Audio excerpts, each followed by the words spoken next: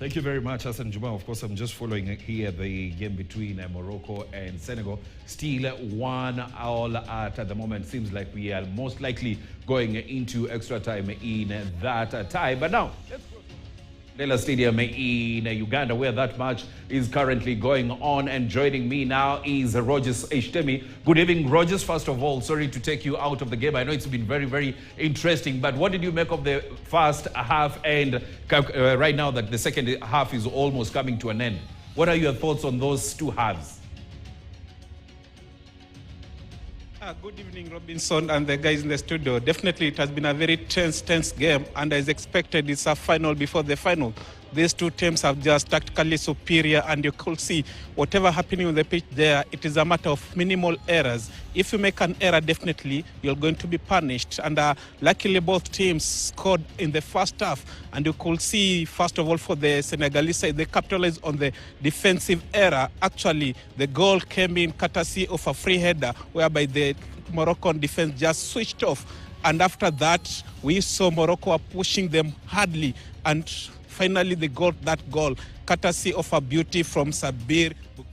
And from that, henceforth, it has been end-to-end game. And, you know, all fans are divided. They just section of the fans that are in the stadium are divided. They are either supporting, like for 10 minutes, they support Senegalese side. After 10 minutes, they go to the Moroccan side. So it looks like they are already enjoying the game. And, you know, everybody is just looking forward maybe for more action. Already we are closing into the, I think, 94th minute extra time. So this shows indeed the match could be headed into an extra time. But of course, it had a lot of action. You remember, the referee had to intervene. The VR had to intervene for the referee to reverse the decision to red card Morane Lodini, the defender. But from where I sat, definitely that looked like a clear red card, because Morane was the last man during that particular moment. And I think maybe the referee decision didn't go well with the Senegalese side,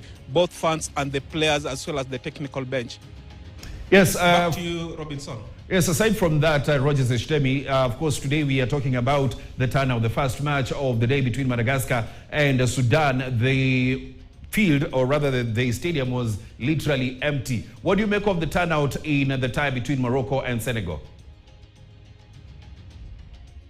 It is just a similar scenario. Say for this occasion, maybe some of the fans have just crowded in one area. But from what I've gathered, it's a nearly empty stadium, whereby most of the fans have given a wide berth to this particular semi-final. Remembering that indeed this is one of the best games that we will have witnessed in this particular tournament, because, you know, it is about the game of champions. Senegal are the defending champions, and on the other side, Morocco are two-time champions, and they're chasing their third historic title of this competition. You know, there's no team that has ever won this title 3 times. So Moroccans are doing that. And hopefully maybe by the end of the next 20 minutes or so, it could go their way, or it will be more tears, because, you know, for already DR Congo have gone home. That the other team that was trying to chase for this particular feat. And as we speak, I am hearing the final whistle from the referee indicating that this match will be headed into the extra time.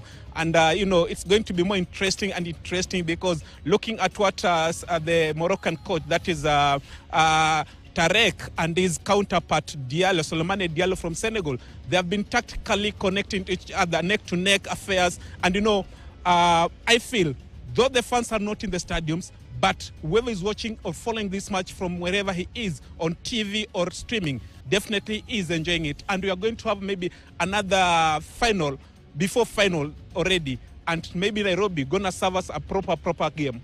Yes, you know, it's very interesting that you can hear the full-time whistle from where you are at the moment, meaning that the stadium is, you know, partially empty. Because if it was full, I'm very certain that you could not hear the referee's full-time whistle before going into extra time. Now, aside from that, I know during the day you walked through the streets of Kampala before heading to the game. Probably, what did the, you know, football fans tell you why they're not turning up to watch the tie between Morocco and Senegal? What was the reason why they're not turning up?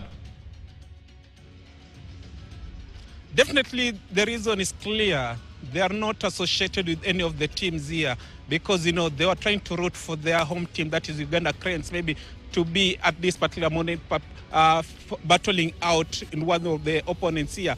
But unfortunately, they were knocked out by the Senegalese in the quarterfinals. So for them, they feel like there's no other reason for them maybe to come here and continue supporting the other team. Remember, it has been a hassle for them to get those tickets coming into the stadium. All along since this competition started, they feel like maybe they have been frustrated by the organizers in matters getting those tickets. So maybe when it reached that moment when maybe the organizers need them most, they also have maybe to show them that indeed we are the people who make this tournament maybe thrive. But since it has been really tough for us to get these tickets, and more so adding pain, assault to injury, it has been like Uganda Cranes are not in the semi-final. So there's no need for us to sacrifice more to come and maybe try to lighten up this tournament. So they feel definitely there's no need for them to continue coming into the stadium unless maybe if the Uganda Cranes are going to get back into action, and that could be in the next 1 week or so, because the World Cup qualifiers are soon kicking off. Now, Rogers Eshitemi, briefly before I let you leave, do you think that will happen in the final on Saturday here in Nairobi? Or it will be a totally different scenario?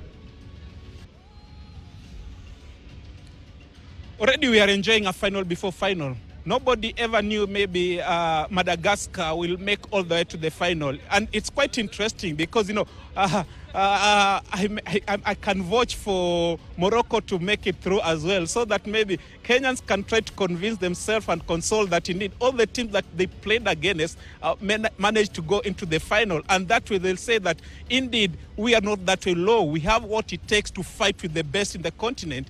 And looking to Morocco, you know, Morocco have really enjoyed traversing the East Africa region. Understand that indeed they had some moments in Tanzania. They started it off in Nairobi, and now they're in Kampala. And after Kampala, maybe, who knows, they could be on their way back to Nairobi and set up another thrilling final between the Islanders and Morocco. But it won't be a walk in the park, definitely, because Senegalese are really pushing them to the wall. And it's going to be really interesting to see if indeed the physicality of the Senegalese will maybe have an upper hand against the tactical prowess of the Atlas Lions.